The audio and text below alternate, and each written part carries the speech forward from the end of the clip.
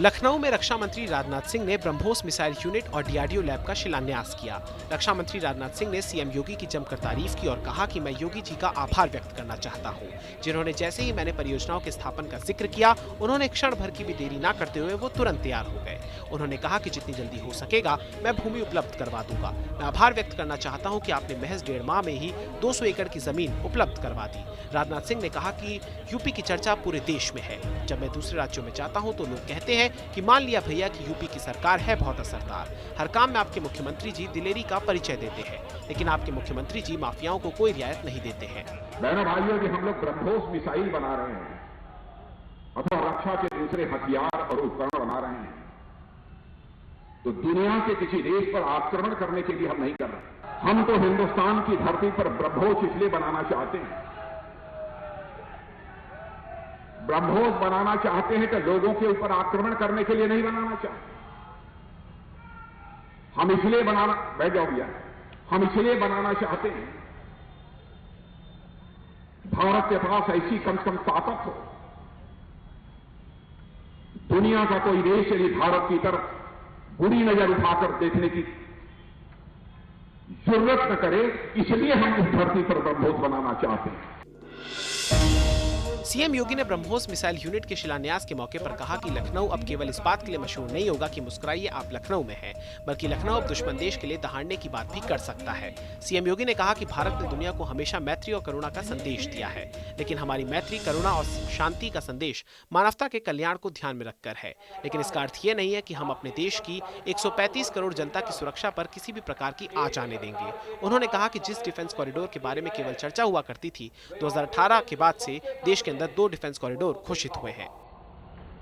हर व्यक्ति इस बात को मानता है, ये नया भारत है, नया भारत छेड़ता नहीं है, लेकिन अगर कोई छेड़ता है तो उसे छोड़ता भी नहीं है। लखनऊ अब केवल इस बात के लिए नहीं होगा कि मुस्कुराए आप लखनऊ में है, बल्कि लखनऊ अब दुश्मन देश के लिए दहाड़ने की बात भी कर सकता है। और यहां पर बनने वाली ये मिसाइल देश के सामने न केवल रक्षा आवश्यकताओं की आपूर्ति का माध्यम बनेगा, बल्कि भारत की सुरक्षा तंत्र को और सुदृढ़ करने और हमारे युवाओं के लिए रोजगार का भी एक बेहतरीन माध्यम बनेगा। केंद्रीय गृह मंत्री अमित शाह ने रविवार को ताबड़तोड़ 2 रैलियां की। अमित शाह ने पहली रैली एटा के कासगंज पे की और जमकर विपक्ष पर निशाना साधा। गृह मंत्री अमित शाह ने सीएम योगी की जमकर तारीफ की और कहा कि पहली सरकार परिवार के बारे में सोचा करती थी, अब योगी सरकार गरीब, किसान, नौजवान, सबका साथ और सबका विकास के नारे पर काम कर रही है। यूपी में बीजेपी एक बार फिर 300 से अधिक सीटें जीतकर सरकार बनाएगी। बबुआ ने जो सरकारें चलाई वो सभी का विकास करती थी क्या? करती थी क्या? सपा के राज में आपका भला होता था क्या? बसपा के राज में आपका भला होता था क्या? वो नहीं कर सकते। एक जातिवादी पार्टियां है, एक परिवारवादी पार्टियां है। गृह मंत्री अमित शाह ने जालौन में जनसभा को संबोधित किया और जमकर एसपी बीएसपी पर निशाना साधा। अमित शाह ने कहा कि बुंदेलखंड वालों ने पहले भी बुआ और बबुआ का सूपड़ा साफ कर दिया था। बुआ और बबुआ की पार्टी जातिवाद की पार्टी है। सपा अध्यक्ष पर अमित शाह ने तंज कसते हुए कहा कि अभी अखिलेश बाबू बहुत गुस्सा हैं। 2 कारण हैं, ये 3 तलाक समाप्त कर दिया, अखिलेश यादव विरोध कर रहे हैं। क्यों अखिलेश बाबू, तलाक से आपको क्या लेना देना है? सीएम योगी के कामकाज की अमित शाह ने जमकर तारीफ की। मित्रों, अभी अपने अखिलेश बाबू है ना, अखिलेश बाबू बहुत गुस्सा है। आपको मालूम है क्यों गुस्सा है? मालूम है? 2 कारण है। मोदी जी ने ट्रिपल तलाक समाप्त कर दिया। बोलिए, मुझे बताइए, अच्छा किया या बुरा किया? जोर से बोलिए, अच्छा किया या बुरा किया? ये अखिलेश बाबू विरोध कर रहे हैं। क्यों अखिलेश बाबू, तलाक से आपका क्या लेन देन है? मित्रों, मुस्लिम महिलाओं को न्याय देने का काम हमारे नेता नरेंद्र मोदी जी ने किया है। कौशाम्बी में सीएम योगी ने 87 करोड़ रुपए की योजनाओं का लोकार्पण और शिलान्यास किया। सीएम योगी ने कौशाम्बी में एक जनसभा को संबोधित किया और अपनी सरकार के कामकाज का जिक्र करते हुए गरीब और किसान हितैषी करार दिया। सीएम योगी ने समाजवादी पार्टी पर जमकर निशाना साधा और यूपी में चल रही इनकम टैक्स की रेट में निकल रहे करोड़ों रुपए पर सीएम योगी ने तंज कसते हुए कहा कि जो 5 साल पहले सत्ता से बाहर हो गए थे, उनके यहाँ अभी भी दीवारों से नोट निकल रहे हैं।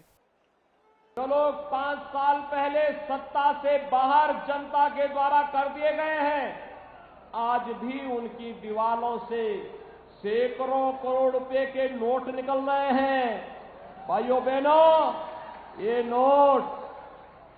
नोट खेत में पैदा नहीं हुए हैं। आज प्रधानमंत्री मोदी जी और प्रदेश की सरकार गरीबों को जो फ्री में अन्न दे रही है, पहले ये अन्न का पैसा ऐसे ही भ्रष्टाचार की भेंट चढ़ जाता था।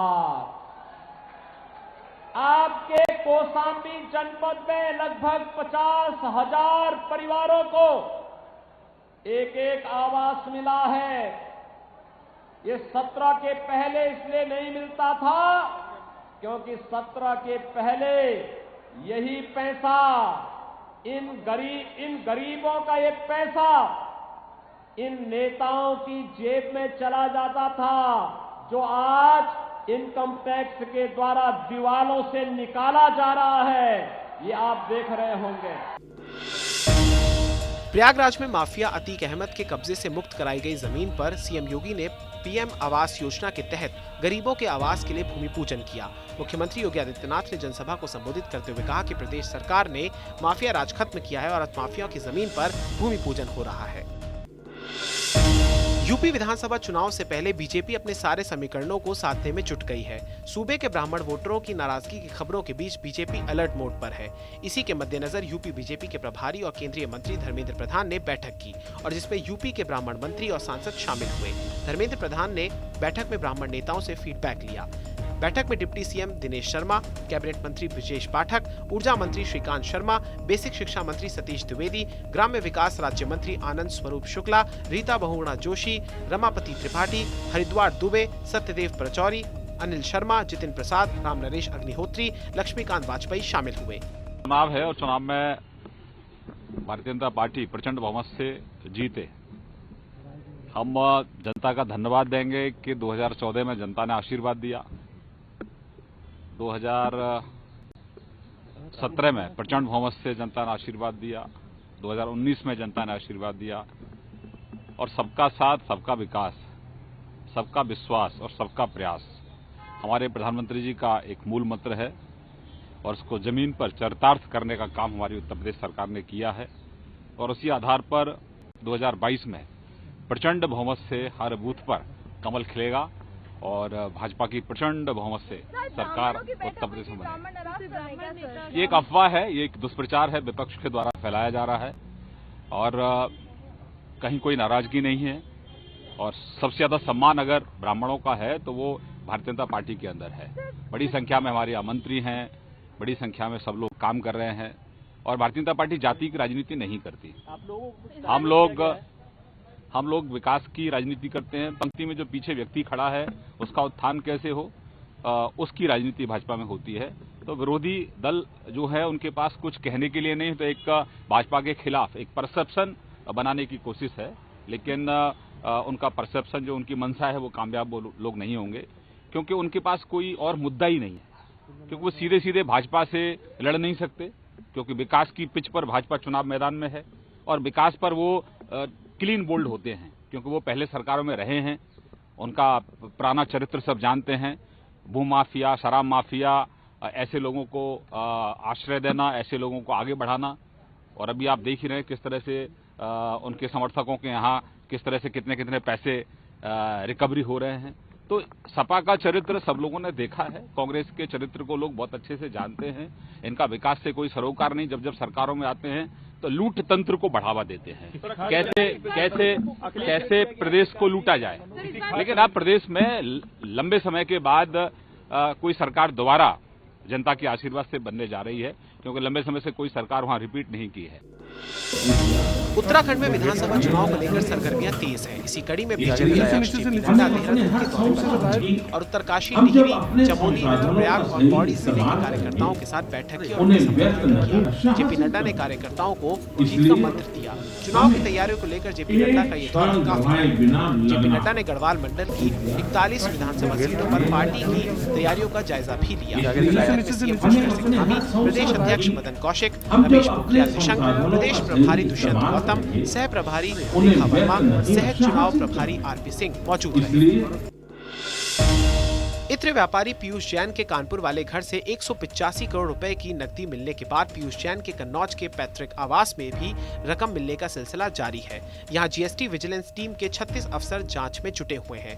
मकान के अंदर अलमारियों, लॉकर्स को तोड़कर जांच टीम ने नकदी बरामद की है। जांच अधिकारी 15 अलमारियां और 20 ताले तोड़ चुके हैं। जीएसटी विजिलेंस टीम को पीयूष जैन के घर से बोरों में भरे नोटों का जखीरा भी मिला है। यहां से 9 ड्रम संडल, करीब 72 करोड़ रुपए की नकदी बरामद हुई है। भारी मात्रा में सोना और चांदी भी बरामद होने की सूचना मिली है।